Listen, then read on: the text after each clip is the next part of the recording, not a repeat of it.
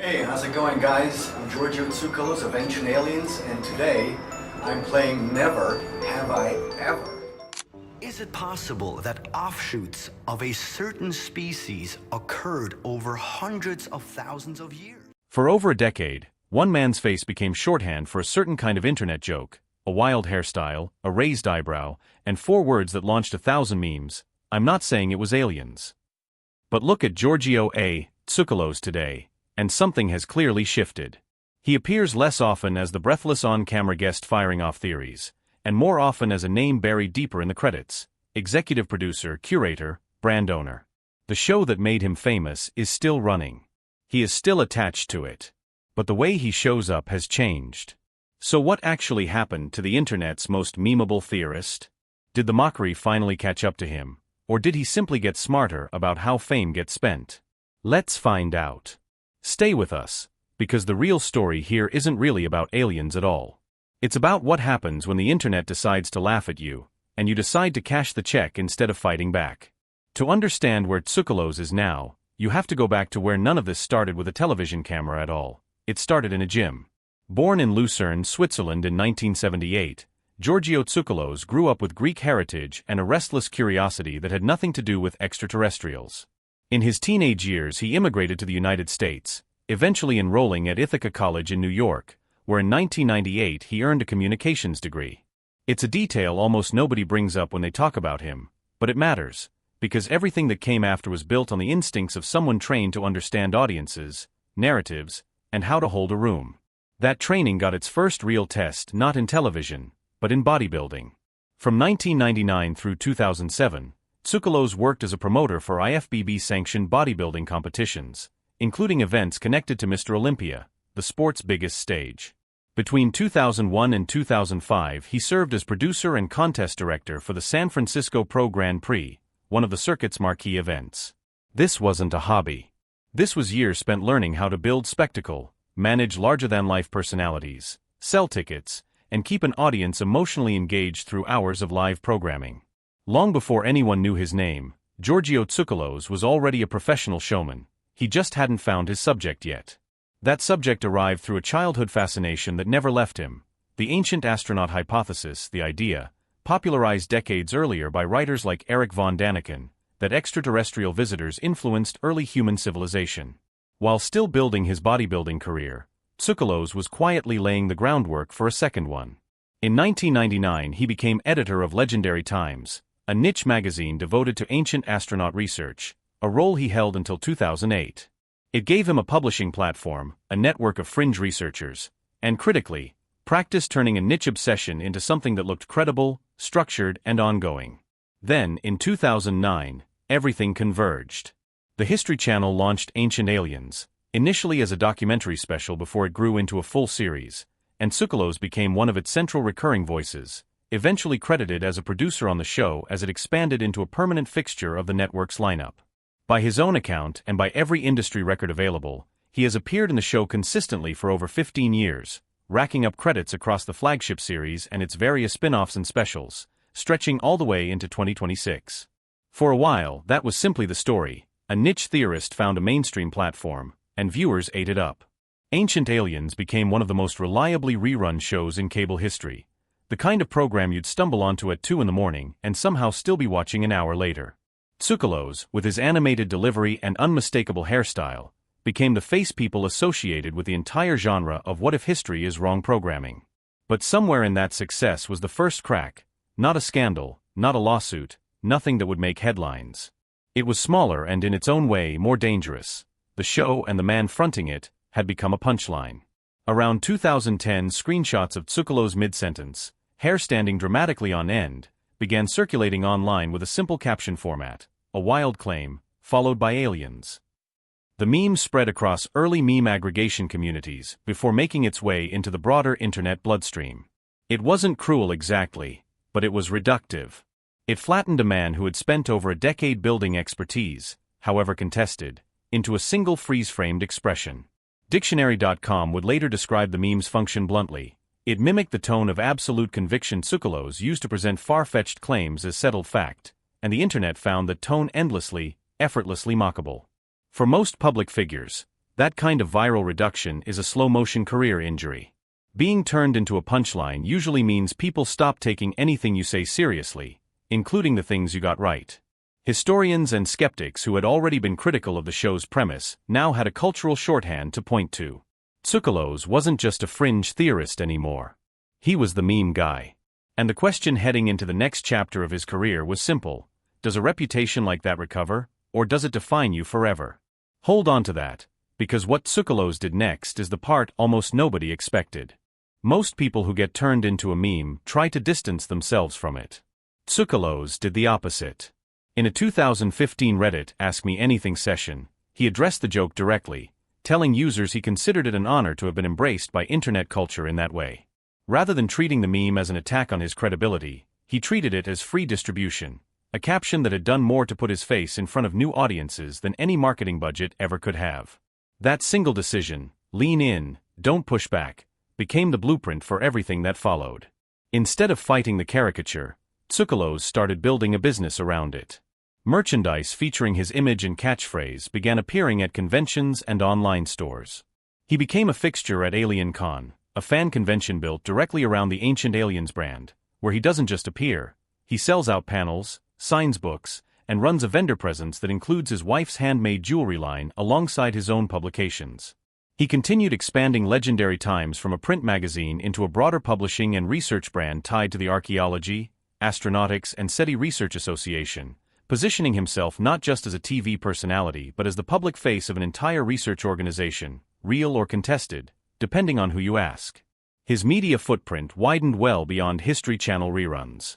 He's made appearances on Coast to Coast AM, one of the longest-running paranormal-focused radio programs in the country, and on the Joe Rogan Experience, one of the largest podcasts in the world, reaching an audience many times the size of any single cable rerun.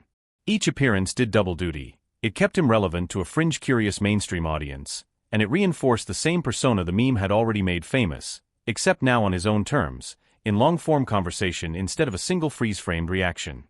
According to Celebrity Net Worth, an outlet that estimates public figures' finances using publicly available data, Tsoukalos' estimated net worth sits around $4 million, built not from a single windfall, but from over a decade of stacked diversified income, television production credits, speaking engagements at conventions and universities, guided expedition tours to sites tied to ancient astronaut theory, publishing revenue, and licensing of his image and brand. It's worth being honest about what that number is and isn't. It's an outside estimate, not a disclosed figure, and it should be read as a rough indicator rather than a confirmed balance sheet.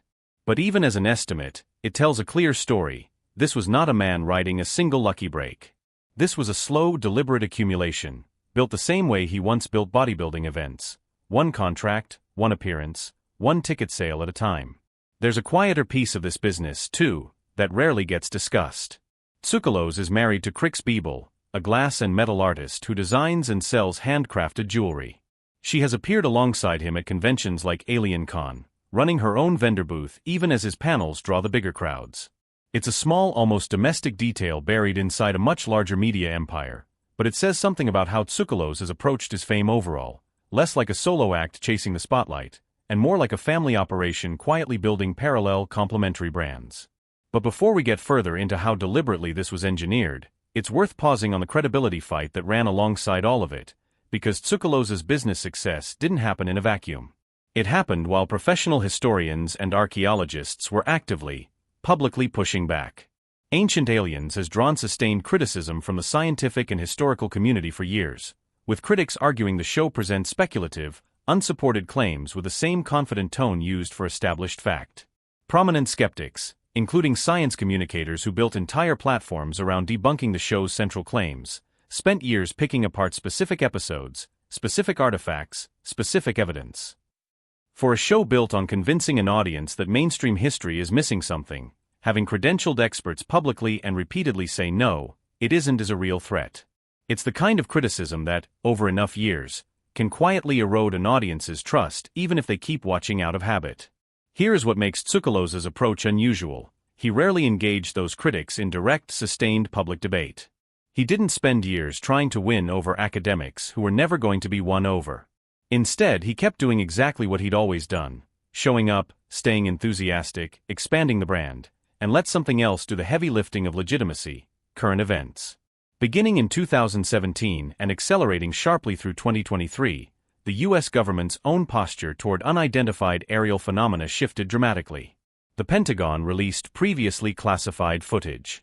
Congress held formal, televised hearings on unidentified anomalous phenomena, featuring military witnesses testifying under oath about encounters they could not explain.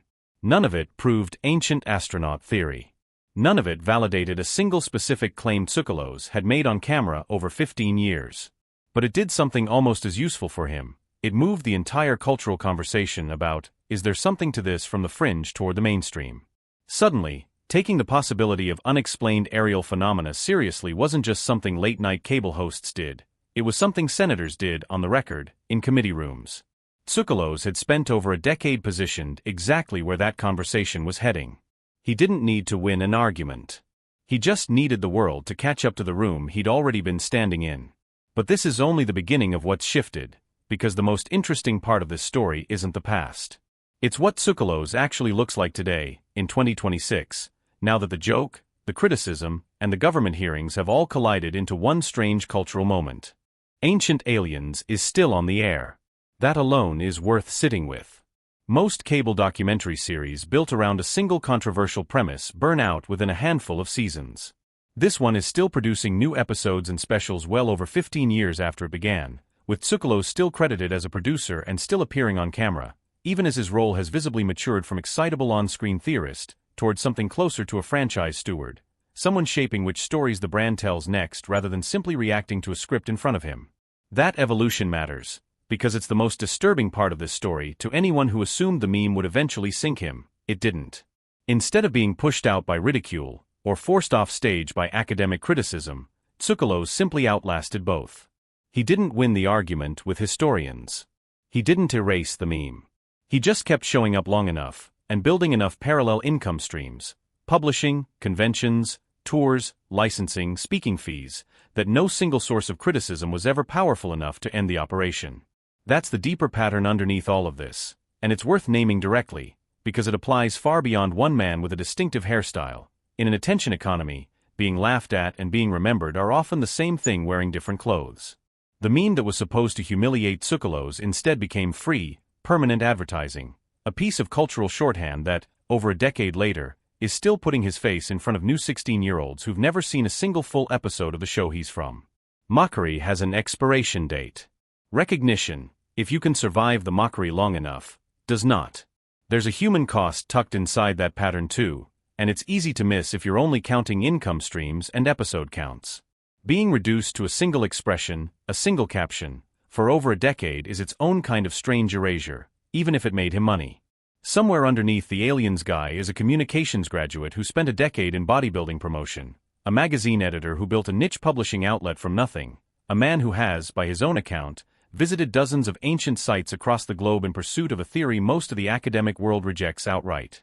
Whether or not you believe a word of that theory, the discipline behind sustaining a media career for over 15 years, through mockery, through criticism, through an internet built to move on from everyone eventually, is its own kind of story. So where does that leave things now? Ancient Aliens continues. AlienCon continues. The expedition tours continue. The jewelry booth, the panels, the podcast appearances, all of it continues, quietly compounding, year after year, largely immune at this point to whatever the next wave of internet jokes decides to do with his image. The congressional hearings didn't make him right. They just made the room bigger, and he was already standing in it. What this really raises isn't a question about aliens at all. It's a question about all of us, watching from the outside. We live in a culture that treats going viral as either total vindication or total destruction. You either win the internet, or you get cancelled by it. Giorgio Tsoukalos' 15-year run suggests a third option nobody talks about enough. You can be mocked relentlessly, never fully legitimized, never fully dismissed either, and simply keep building anyway, for over a decade, until the mockery itself becomes just another line on the resume. So, do you think Giorgio Tsoukalos actually out-strategized his critics, turning ridicule into a durable career on purpose? Or do you think he simply got lucky that the cultural conversation eventually drifted toward him? Drop your honest thoughts in the comments below, because this conversation truly belongs to all of us. And if this story moved you, Don't forget to like and subscribe for more deep dives like this.